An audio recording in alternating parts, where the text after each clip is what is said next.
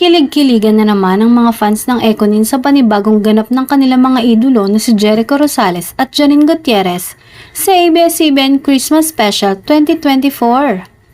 At tulad ng inaasahan, dahil sila ang magka-love team, ay sila ang magkapareha sa naturang event. Kasama ang iba't ibang sikat na love team ay isa ang Ekonin sa inabangan ng mga manonood.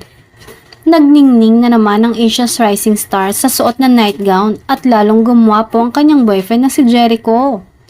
Gaya ng dati ay puro lambingan na naman ang dalawa na animoy sila lang ang tao sa venue. Hiling ng kanilang tagahanga.